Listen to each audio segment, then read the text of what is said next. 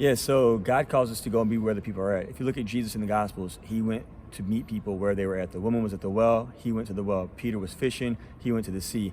So our people are on social media. And so we're supposed to go and be with our people where they're at. So we need to share the gospel and share Jesus on social media and use social media to glorify God. And so it's been very helpful for me to use YouTube videos and podcasts.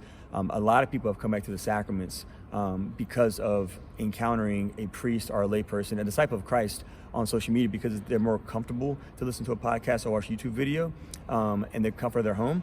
And then they're inspired to then come to the church and get plugged into the Bible studies and come back into the sacramental life of what God offers us. So Jesus Christ desires for us to go out of our holy huddles. He says it in the Bible. He says, go out and make disciples of all nations. And what I often see in many of our Catholic churches is people, they get stuck in one small group within the walls of their parish, but they don't go out to every person in their geographical boundaries. And we're supposed to be going out to the people in our boundaries and invite them to a relationship with Jesus in their walk and our walk toward eternity. Listen to what they're saying. It's important to listen to everybody, right? Yeah. So when we listen to people, we can't love the bride, we can't love the church well until we know the church. And the only way you get to know people is by listening to their heart, listening to their stories. And so I always encourage people to intentionally fast and fast from other things so that it can become a norm to fast from speaking. So fast from, if you like music, fast from music once a week. If you like food, fast from tasty food. If you like drinks, fast on just water or whatever. But when we deny ourselves, when we fast consistently and habitually, we open ourselves up to being able to fast in other areas of our life as well, specifically speaking, because our tongue can get us into a lot of trouble. Yeah, there's a big difference between knowing the person Jesus Christ and knowing about him, right? You can go to a million conferences and read a million books and listen to a million podcasts and know about the person, but you can only know the person when you spend intentional time with the person in prayer. Specifically, as St. Jerome says, ignorance of scriptures, ignorance of Christ. So if you don't know the scriptures, how do you know you're listening to God's voice in prayer? So we have to immerse ourselves in the Word of God so that when we spend time before the Blessed Sacrament, we can actually perceive the voice of Jesus as opposed to our voice.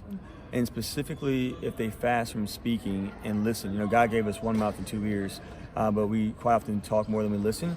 And so when we listen to our brothers and sisters in our community, we're going to hear stories that maybe we weren't aware of things that are happening to them and that are keeping them away from Jesus Christ in the sacraments. And we're never going to know those things, those realities, unless we get out of our comfort zones and go out and literally dwell with people wherever they're at. We don't tell people, come to us, we go to them. And then we walk with them toward the sacraments. Is parishes can literally do rosary walks throughout the different neighborhoods in their geographical boundaries. And as they do rosary walks in each neighborhood in their geographical boundaries, we can encourage them to not only tell people who they are, but invite people to pray with them. And then from those personal interactions, invite people to small group Bible studies. That small group is the model of Jesus. And if we can invite people into a small group community for a period and form them in that community, then they can go out and start more small groups in the geographical boundaries. But that's what Jesus did for 30 years. We waited for him to do ministry, and then when he began his ministry for 3 years, he spoke at a few conferences, right? He did the Sermon on the Mount and all that, but mainly he was just dwelling with people in small group communities, the 12 disciples, and then for 30 years, Joseph and Mary.